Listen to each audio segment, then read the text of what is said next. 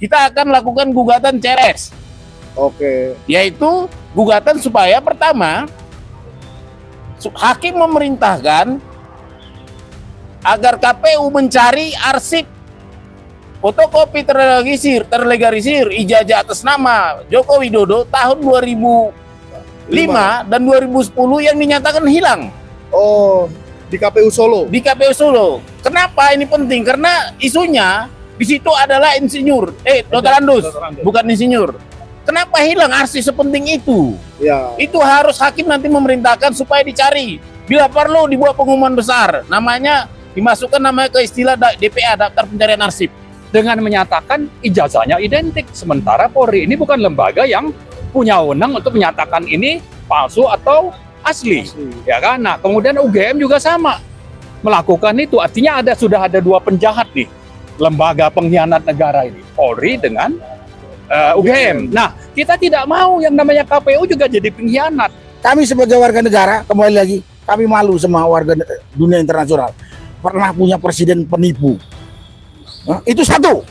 Yang kedua, kita juga minta pertanggungjawaban sama Jokowi. Yang kita duga sekarang punya ijazah palsu, sempat jadi presiden 2 periode, dia udah mengacak-ngacak kehidupan bernegara. Mengacak-ngacak hukum, mengacak-ngacak ekonomi, mengacak-ngacak sosial budaya. Kita akan minta pertanggungjawaban itu. Terima kasih ya. Assalamualaikum ya. Selamat siang. Kita di sini sebenarnya ada agenda untuk gugatan lain. Ya. Di mana di KPU kan kita sudah di petun sudah agenda gugatan membatalkan surat keputusan KPU tentang pencalonan presiden 2014 dan 2019. Di DKPP kita sudah melaporkan perbuatan pelanggaran etiknya karena menerima persyaratan fotokopi ijazah terlegalisir tanpa tanggal, ya, melanggar peraturan perundang-undangan. Itu kode etik yang menerima pejabat KPU-nya. Di Pengadilan Negeri Jakarta Pusat juga kita sedang menggugat perbuatan melawan hukumnya, ya, terhadap Undang-Undang Administrasi Nomor 30 Tahun 2014, Peraturan Menteri Pendidikan Nasional Nomor 59 Tahun 2008, dan Keputusan Menteri Pendidikan dan Kebudayaan Nomor 324 Tahun 1997. Nah, di sini kita masuk ke gugatan intinya. Ini yang keberapa tadi? Tadi udah ada yang di DKPP, di PT UN, di PN Pusat, dan ini yang keempat. Ini yang keempat.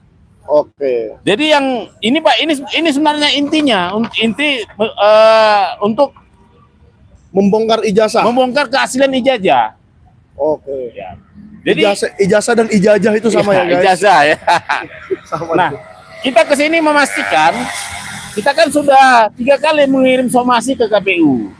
Oke. Ini belajar dari pengalaman di NO-nya gugatan CLS di Solo karena notifikasi 60 hari katanya kan. Ya. Nah, kita sabar mengikuti sampai lebih dari 60 hari. Setelah kita bersurat 60 hari yang lalu, kita kirim lagi surat notifikasi kedua supaya dijawab. Kita kirim lagi surat ketiga supaya dijawab. Nah, kita ternyata tadi datang kemari, kita kasih notifikasinya batas waktu cuma 3 hari. Ternyata mereka belum punya jawabannya, ya. Oke. Akibatnya ya minggu depan kita sudah bisa pastikan ya Pak ya, bersama Pak beliau Toko Publik Bang Marwan, Forum TNI Pak Lasma Muryono sama Jenderal Sunarko ya. Kita akan lakukan gugatan ceres. Oke. Yaitu gugatan supaya pertama hakim memerintahkan agar KPU mencari arsip fotokopi terlegalisir ijazah atas nama Joko Widodo tahun 2005 dan 2010 yang dinyatakan hilang. Oh, di KPU Solo. Di KPU Solo. Kenapa ini penting? Karena isunya di situ adalah insinyur, Dr. Andus, bukan insinyur. Kenapa hilang arsip sepenting itu? Ya. Itu harus hakim nanti memerintahkan supaya dicari. Bila perlu dibuat pengumuman besar, namanya dimasukkan namanya ke istilah DPA, daftar pencarian arsip. Seperti DPO ya. DPO lah, DPO sama DPA. Daftar pencarian orang, ini daftar pencarian arsip. Iya, karena arsip itu punya roh. Waduh. Roh masa lalu yang menceritakan apa yang terjadi di masa lalu. Berarti menurut Pak Bona sepenting itu. Menurut saya itu paling penting, itu jati diri negara. Jati diri Warga Kota Solo Kota ya. Solo. Siapa wali kotanya? Berarti sekarang identitas kota Solo ini semakin nggak jelas karena kehilangan arsip itu ya. Berarti mereka tidak menghargai wali kotanya. Ya, Ingin menghilangkan sejarah wali kotanya. ya betul betul. Kan itu simpel saja ya.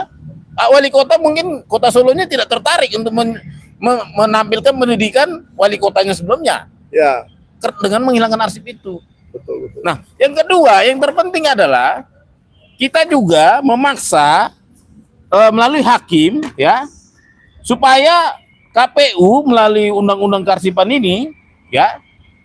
Oh, ini undang-undang kearsipan di print ya. Iya, Setebal ini. tebal ini. Supaya KPU menyerahkan arsip-arsipnya yang dari 2005, 2010, 2012, 2014, 2019 menyerahkan ke ANRI. Oke.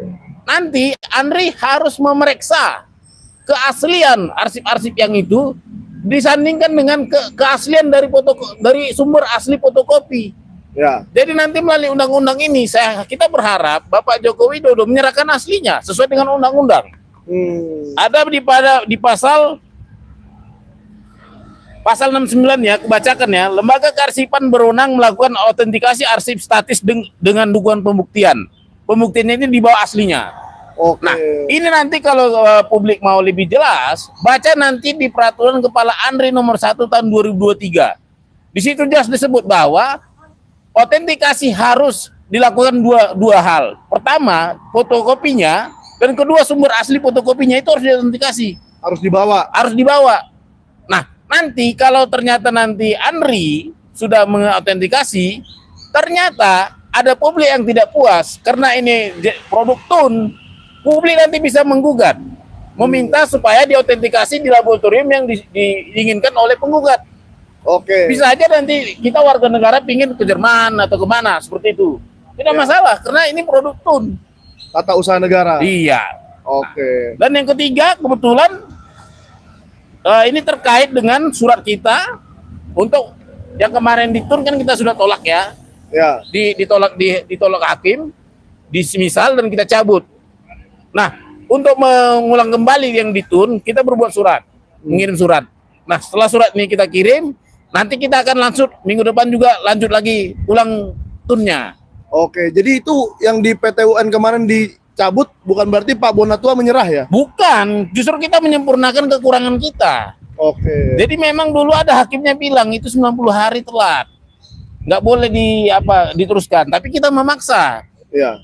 Sebenarnya bisa ada triknya begini, bersurat dulu supaya ibaratnya membangkitkan yang mati. Ya ini namanya membangkitkan yang mati.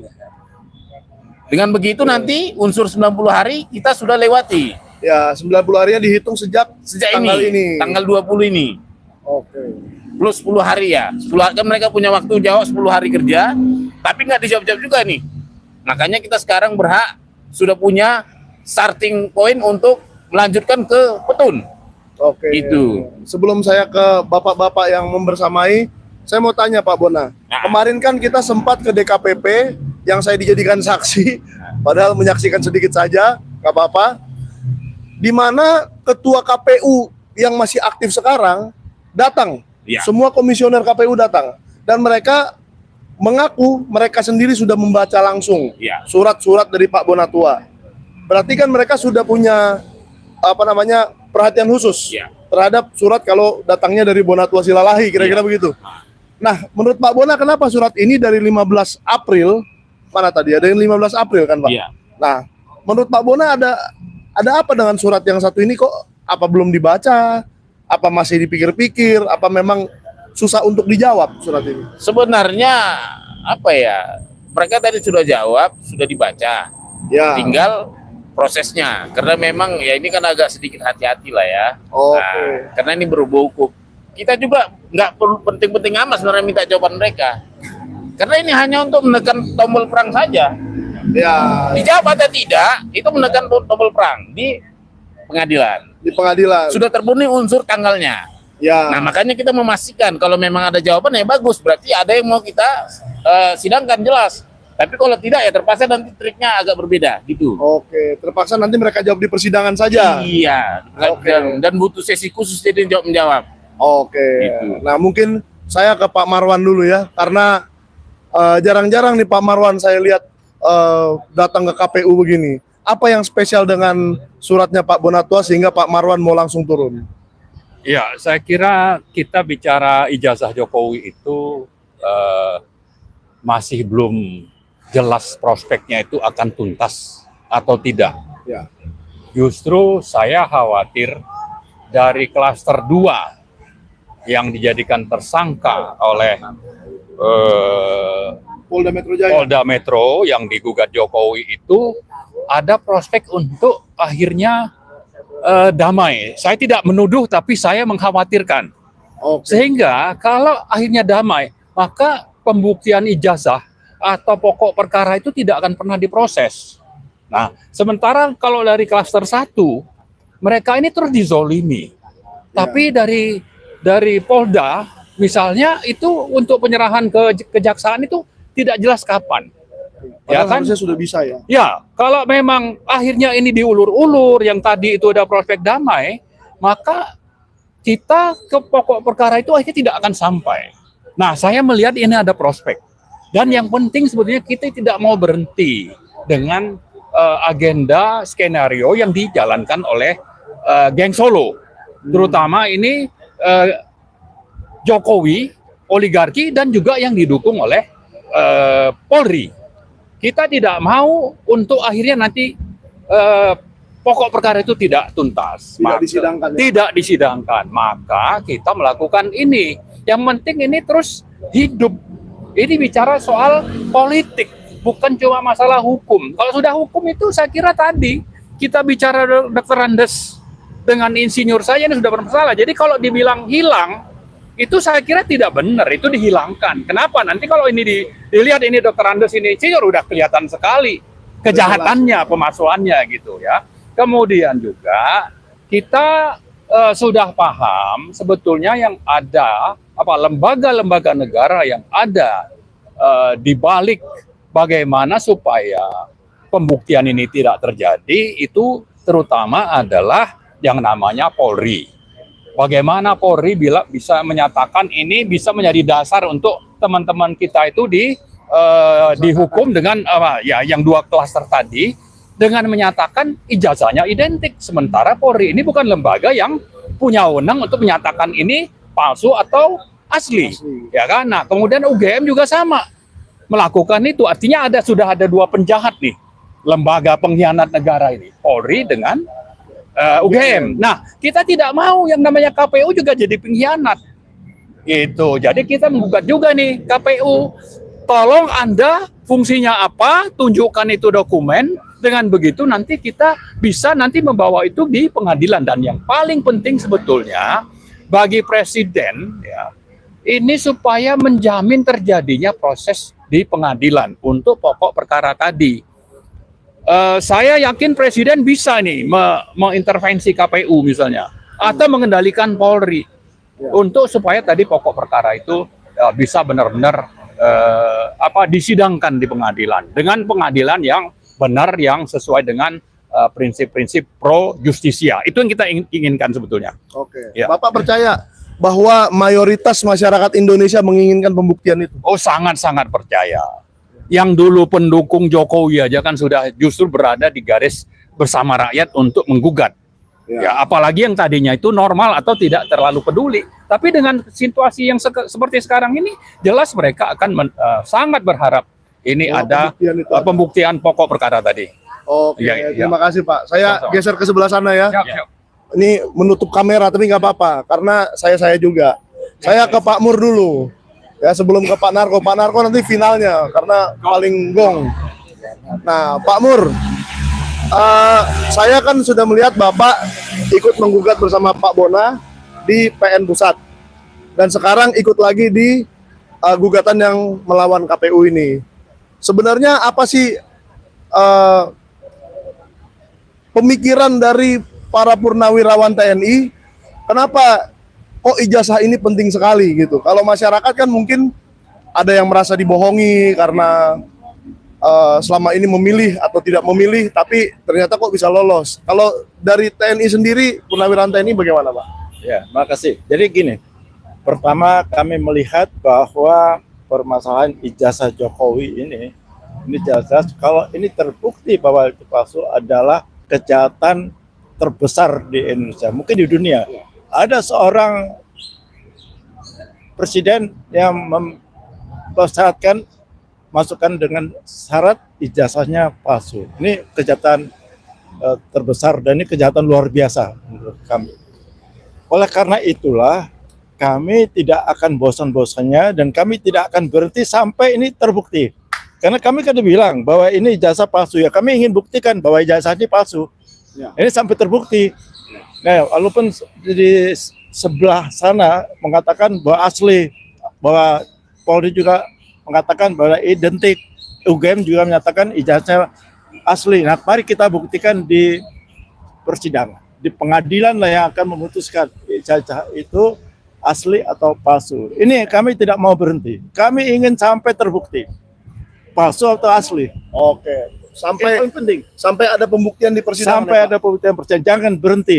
Kita melihat ada beberapa teman-teman yang sudah mulai berhenti, sudah mulai melemah. Ini Ya. kami tidak akan. Dan kami dari forum, terutama forum Purnawirawan Prajurit TNI, tetap akan melangkah untuk kita bersama-sama dengan rakyat untuk kita buktikan secara transparan, terbuka bahwa peradilan atau pengadilan lah yang akan menentukan bahwa ijazah Jokowi ini asli atau palsu.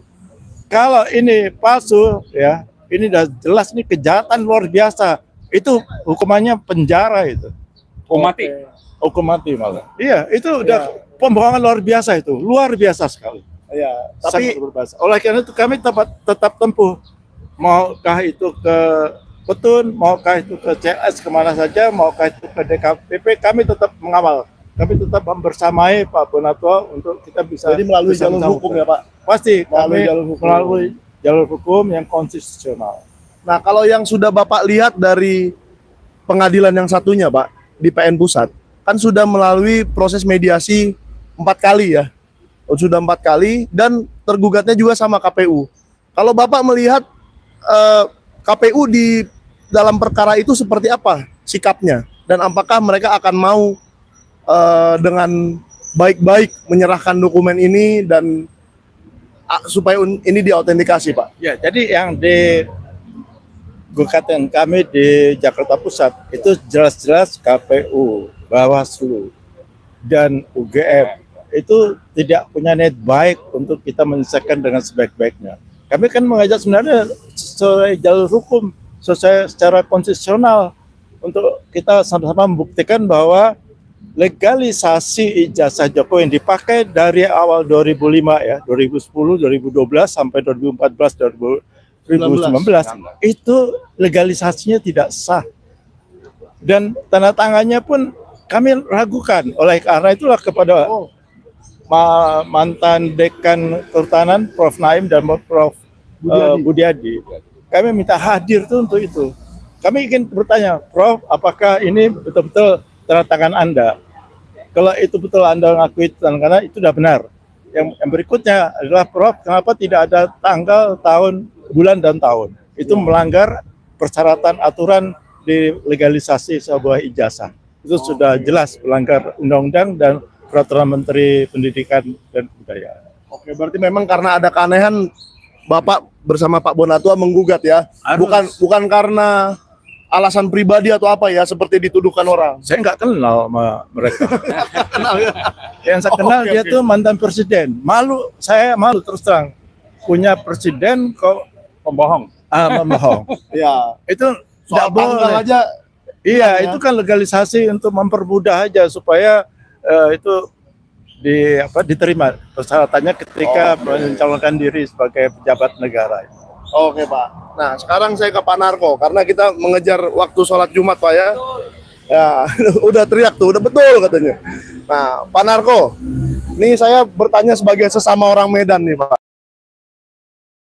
Kenapa sih kok persoalan ijazah ini kok berlarut-larut sampai bertahun-tahun gak ada pengadilan yang berani menyidangkan, gak ada polisi yang berani memeriksa dengan jelas, tidak ada arsip nasionalnya tidak berani, KPU-nya pun tidak berani.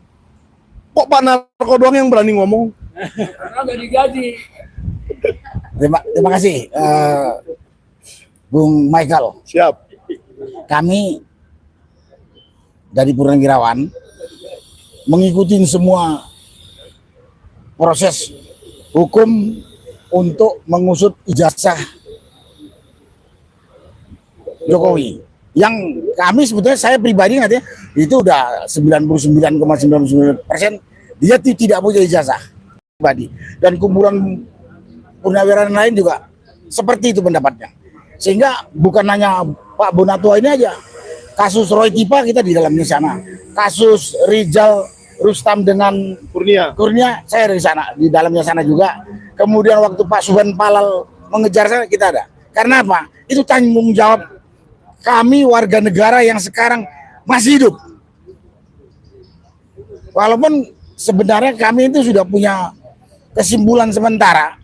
Ya. Semua proses ini adalah dagelan penegakan hukum dan permainan politik kotor. Menurut saya pengusutan dan pengejaran ijazahnya Jokowi ini adalah dagelan penegakan hukum dan permainan politik kotor. Kenapa sekarang kita kejar? Tadi udah dijelaskan secara rinci. Di KPU ini, termasuk di KPU di Solo Dan Jakarta tentunya. yang namanya arsip ijazah Jokowi untuk pemilu untuk pilkada wali kota 2005-2009 nggak ada. Dan kita dapat banyak sumber di sana dia menggunakan gelar Dr. Andes. Dokter Andes ya Pak. Nah, begitu pindah dia menjadi gubernur jadi insinyur. Itu sudah indikasi kuat dia melakukan pemalsuan atau dia tidak punya ijazah. Sampai ke presiden di 2014, 2019, 2019 itu fotokopi ijazahnya dilegalisir tanpa tanggal. Jadi makanya saya katakan ini permainan dagelan hukum. Yang saya pernah katakan, kalau penegak hukum jujur, pemerintah ini jujur, ini nggak perlu seminggu selesai kok. Ya. Manusianya yang dikejar Jokowi masih ada. Panggil Jokowi, mana ijazahmu? Selesai. Tapi di sini banyak penipu, banyak pengkhianat bangsa. Ya kan? Penipu, pengkhianat bangsa, orang-orang yang nggak punya malu. Terjadi dagelan ini. Sehingga bertahun-tahun. Ya. Nah, karena itu kita mengatakan ini ada permainan politik kotor. Ini Jokowi ini dengan pendukung dan begundal-begundalnya satu kekuatan politik cukup kuat. 10 tahun dia udah berkuasa. Ya. Udah menyiapkan orang, menyiapkan organisasi, tempat, ya, menyiapkan anggaran cukup besar. Ya. Sekarang kami sebagai warga negara udah malu kepada dunia internasional. Ya. Punya presiden berijazah palsu. Sudah malu kepada dunia internasional, bukan hanya di dalam negeri saja. Punya presiden berijazah palsu. Ya. Tapi yang Bapak lihat, yang Bapak bilang dagelan penegakan hukum ini, apakah ada mungkin nih oknum-oknum aparat yang masih takut? Misalnya nih, waduh, yang mau diproses Joko Widodo presiden nih. Antara dua. Takut gitu Pak? Takut atau sudah terbeli atau dibayar. Oke, takut atau terbeli atau ya. dibayar. Contohnya kasus yang sekarang dihadapi oleh Roy dengan Tipa. Ya. Tadinya ada si Rismond di situ. Satu sudah membelot. Aduh. Dia lagi nama dia ya. Intinya dia adalah menanyakan keberadaan ijazah Jokowi. Ya. Atau kemudian dia dikriminalisasi dengan mengatakan dia telah mencemarkan nama baik Jokowi. Betul. Tapi Jokowinya sendiri tidak pernah menunjukkan ini loh ijazah gua. Ini kan permainan dagelan hukum. Ya. Kalau namanya dagelan itu sama dengan sinetron, sama dengan skenario, ada yang membuat naskahnya. Siapa yang harus dikalahkan, siapa yang harus dimenangkan kan? Tentunya yang dikalahkan ada yang lemah. Ya. Yang lemah ya. Itu kan. Nah, kira-kira apa yang berbeda dengan gugatan yang kali ini, Pak? Nah, ini jalannya saja. Kalau sana langsung menyerang orang yang dikejar, ini melalui institusi. KPU ini harusnya punya arsip Ya. lengkap. Kita tanya itu kepada dia. Sampai sekarang belum dijawab. Betul kan Pak Benito? Ya. Jadi kita jalannya mau macam-macam. Ada ke KPU, ada ke ANRI, ada ke yang bersangkutan. Jadi saya katakan sekali lagi, tadi saya katakan baru, ini dagelan penegakan hukum. Dagelan itu ada skenarionya, ada naskahnya, udah ditentukan dalam naskah yang akan dikalahkan siapa. Dan saya katakan ini permainan politik kotor. Karena yang dimenangkan adalah kelompok yang kuat, walaupun dia salah, walaupun dia pengecut. Nah ini semua sebetulnya tergantung pada pemerintah. Saya katakan tadi, kalau pemerintah jujur, dalam hal ini pemerintahan Prabowo ya, karena dia topnya, Pemegang kekuasaan tinggi. Kalau dia perintahkan polisi untuk menegakkan hukum dengan benar sesuai dengan hukum, nggak sampai 1 minggu. Tapi karena Prabowo sebagai presiden nggak bersuara, membiarkan saja, pasti ada maksud tertentu. Maksud tertentu itu ada di kepalanya Prabowo. Silakan ditanya sama dia. Tanya sama dia. Tanya sama Prabowo, apa sih maksudmu? Enggak gini. Karena kalau begitu Prabowo katakan, polisi atau Kapolri, bertindaklah kau sebagai penegak hukum. Enggak sampai 1 minggu selesai kok. kasus ijazah ini. Sekarang karena dia juga nggak pernah ditegur sama bosnya yang namanya Prabowo ini, ya suka-suka gua lah, gua manfaatkan lah ini untuk nama besar dia, untuk cari duit lah, dan lain sebagainya. Atau takut dia sama Jokowi. Ya, dia mungkin kan? yang pernah melantik dia dulu. Tapi sekali lagi, tadi kami sebagai warga negara, kembali lagi, kami malu sama warga dunia internasional. Pernah punya presiden penipu. Itu satu. Yang kedua, kita juga minta pertanggungjawaban sama Jokowi. Yang kita duga sekarang punya ijazah palsu, sempat jadi presiden 2 periode, dia udah mengacak-ngacak kehidupan bernegara. Mengacak-ngacak hukum, mengacak-ngacak ekonomi, mengacak-ngacak sosial budaya. Kita akan minta pertanggungjawaban itu. Ini jadi bukan karena saya punya dendam pribadi, enggak. Tapi mewakili rakyat yang sekarang enggak bersuara. Mungkin karena takut juga, Pak. Ya segala macam lah, takut atau sudah dibayar, banyak itu buktinya. Nah sekarang saya mewakili, kami mewakili itu. Yang ketiga, kami tidak mau nanti dipermalukan oleh anak cucu kita. Saya, walaupun saya sudah dikubur. Bapak gua dulu hidup dipimpin presiden berijazah palsu, diam aja katanya. Dan satu itu, yang kedua jangan jadi presiden negatif ke belakang. Berikutnya nanti yang akan datang mungkin penipu-penipu ini, nggak usah sekolah lah, jadi penipu yang lihat kumpulin duit, gue aja bisa jadi presiden. Akan jadi presiden negatif yang bisa menghancurkan negara ini ke belakang kalau kita diam saja. Jadi kita ini bukan kurang kerjaan, tapi karena cintanya sama negara ini jangan sampai pecah. Dan cintanya kepada pengelolaan negara ini dengan benar.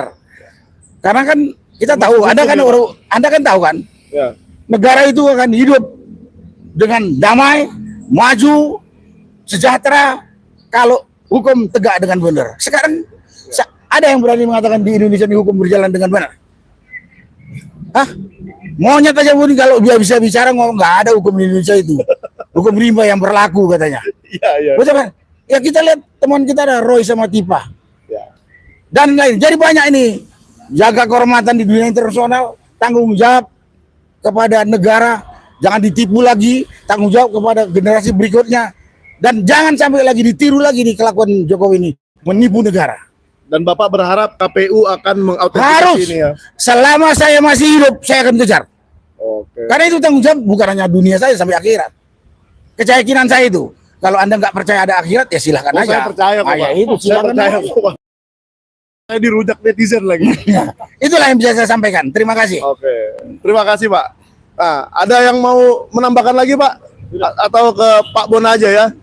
Saya langsung ke Pak Bona lagi ya. Bintangnya Pak supaya kita semakin jelas nih, Pak. Langkah selanjutnya apa?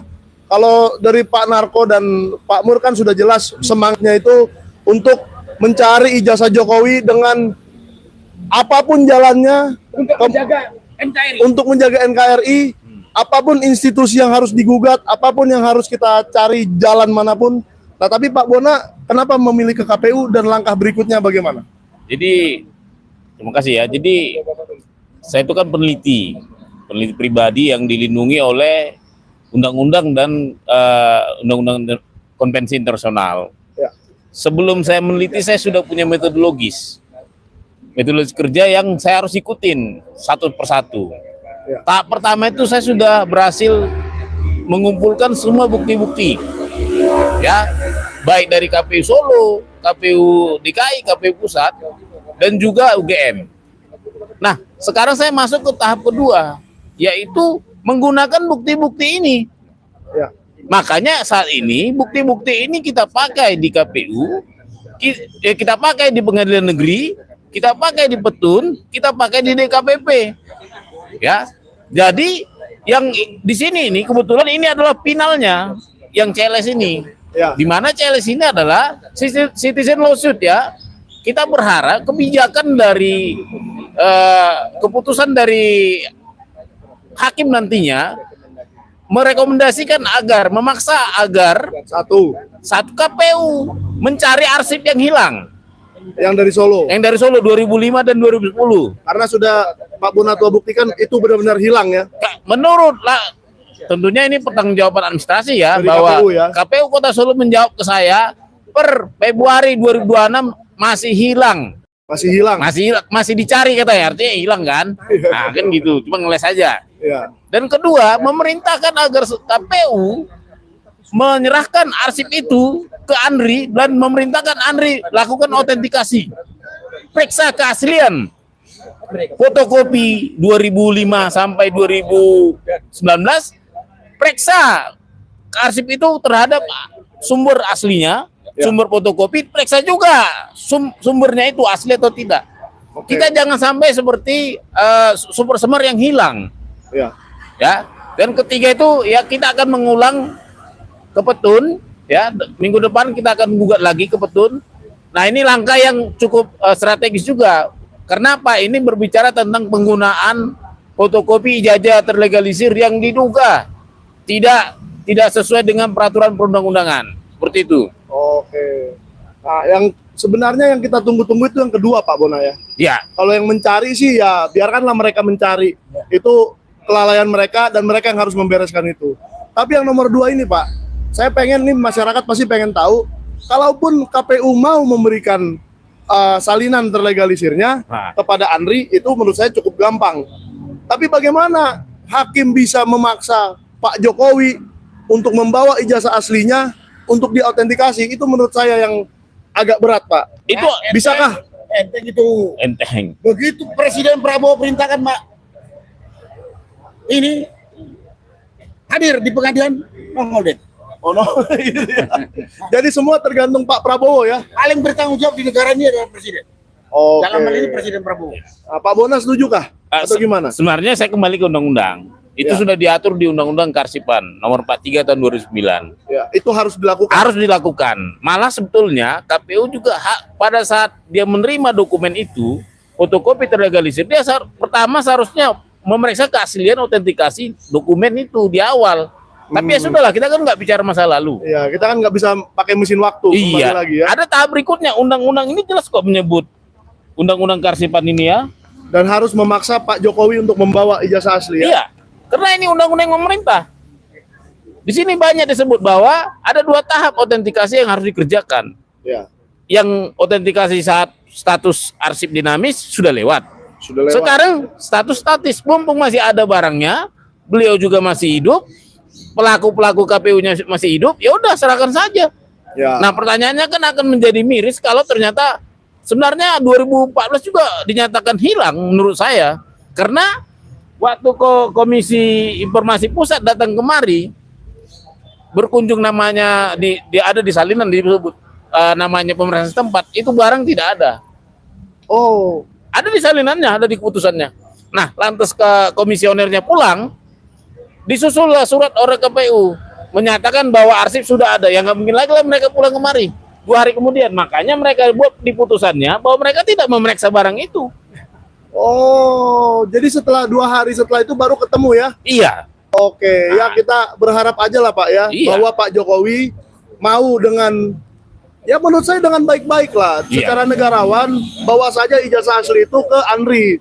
Kita tidak menuntut harus dibawa ke Iya. kita, tidak harus dibawa ke Pak Bonatua, harus Pak Bonatua yang periksa, enggak juga.